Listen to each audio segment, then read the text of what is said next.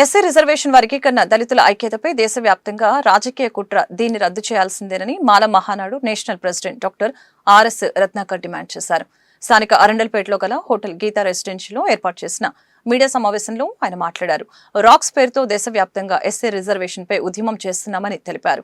SC వర్గీకరణ పేరుతో మాలలపై అన్ని రాజకీయ పార్టీలు కుట్రలు చేస్తున్నాయని మండిపడ్డారు. కదిలిరండి, ప్రజాస్వామ్యయుతంగా పోరాటం చేద్దాం అని పిలుపునిచ్చారు. ప్రధాని మోదీ దళితుల్ని విడగొట్టకుండా రిజర్వేషన్ పెంచాలని డిమాండ్ చేశారు. రిజర్వేషన్ పేరుతో ఎంగిలి మెతుకులు విధిలిస్తున్నారని అన్నారు. దేశవ్యాప్తంగా ఎస్సీ వర్గీకరణను వ్యతిరేకించే వారంతా ఒకటి కావాల్సిన అవసరం ఉందని తెలియజేశారు. ఎస్సీ ఎస్టీ రిజర్వేషన్ అనే ప్రక్రియను బ్రిటిష్ వారు ఇచ్చారని తెలిపారు. కులపరంగా మాల మాదిగలను అంటరాని వారిగానే చూస్తున్నారని అన్నారు. వాటాల పేరుతో చంద్రబాబు నాయుడు, రేవంత్ రెడ్డి మాల మాదిగల మధ్య చిచ్చు పెడుతున్నారని అన్నారు.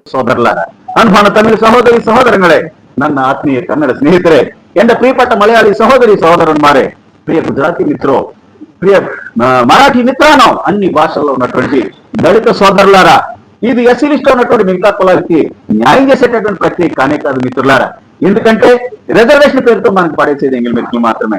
ఇందులో ఓటాల కోసం కొట్టుకుచామని మోడీ గారు, చంద్రబాబు నాయుడు, రేవంత్ రెడ్డి అన్ని రాజకీయ పార్టీలు కూడా మనపై కుట్ర చేస్తా ఉన్నాయి మిత్రులారా. అలాగే మరి దళితుల మేనమామ, హోల్సేల్ మేనమామ అయినటువంటి మన జగన్మోహన్ రెడ్డి గారు ఇంతవరకు కూడా తన స్టాండ్ ఏంటో చెప్పలేదు. అన్ని రాజకీయ పార్టీలు మన సామాజిక వర్గాన్ని టార్గెట్ చేసి తొక్కేస్తా ఉన్నాయి మిత్రులారా. మన ఉనికిని, మన ఎగ్జిస్టెన్స్ ని కాపాడుకునేటటువంటి పరిస్థితులు ఏర్పడ్డాయి. కాబట్టి ఈ తెలుగు రాష్ట్రాల్లో ఉన్నటువంటి మాల సోదరులందరూ కూడా, దేశవ్యాప్తంగా ఉన్నటువంటి ఎస్సీ వర్గీకరణ వ్యతిరేకించేటటువంటి వర్గాలందరూ కూడా బయటకు వచ్చి శాంతియుతంగా, ప్రజాస్వామ్యతంగా మోడీ మీద, చంద్రబాబు మీద, అలాగే ఎవరైతే ఎస్సీ వర్గీకరణ సమర్థిస్తూ ఉన్నారో వీళ్ళందరిపై పోరాటం చేయడానికి సిద్ధం కావాలని కోరుకుంటా ఉన్నాను మిత్రులారా. చంద్రబాబు నేను కోరుకునేది ఒకటే, సామాజిక వర్గం సామాజిక న్యాయం పేరుతో మాకు పడేసేటటువంటి ఎంగిలి మెతుకుల్లో షేర్ల కోసం షేర్లు చేసేసి సామాజిక న్యాయం అంటా ఉన్నారు కదా. చంద్రబాబు గారు మీరు సామాజిక న్యాయమే మీ సిద్ధాంతం అని చెప్తా ఉన్నారు కదా. ఈ దేశంలో ఉన్నటువంటి భూమి దేశంలో సామాజిక న్యాయం అక్కర్లేదా? Is it not needed in the what is that industrial establishments of this country, lands and wealth of this country, cabinet ministerial wealth of Modi, Ravant Reddy and the Chandrababu Naidu's cabinet? మీ యొక్క మంత్రి పదవులు అక్కర్లేదా? చంద్రబాబు గారు మీకు నిజంగా నమ్ము ఉంటే, మీకు నిజంగా సామాజిక న్యాయం పట్ల చిత్తశుద్ధి ఉంటే మీ ముఖ్యమంత్రి పదవి, అలాగే మీ యొక్క పార్టీకి ఊపిరి పోసినటువంటి, మీరు తిరిగి అధికారంలో రావడానికి కారకుడైనటువంటి పవన్ కళ్యాణ్ గారికి 1 సంవత్సరం ఇవ్వండి. కాపు సామాజిక వర్గం సాటిస్ఫై అవుతుంది, మా వర్గానికి ఎంతో కొంత సామాజిక న్యాయం చేసేదని.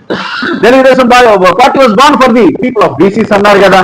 బీసీల కోసం సామాజిక న్యాయం చేయాలనుకుంటే మరి ఎర్రనాయుడుకో లేకపోతే అచ్చెన్నాయుడు గారికో లేకపోతే మన అయ్యన్న పాత్రుడు గారికో 1 సంవత్సరం పాటు ముఖ్యమంత్రి పదవి ఇవ్వండి, సామాజిక న్యాయం చేసినట్టు అవుద్ది. అలాగే మా మాదిగ సోదరులు అనిత గారికి ఇవ్వండి 1 సంవత్సరం పాటు, సామాజిక న్యాయం చేసినట్టు అవుద్ది. మనం ఎన్ని పాపగాళ్ళు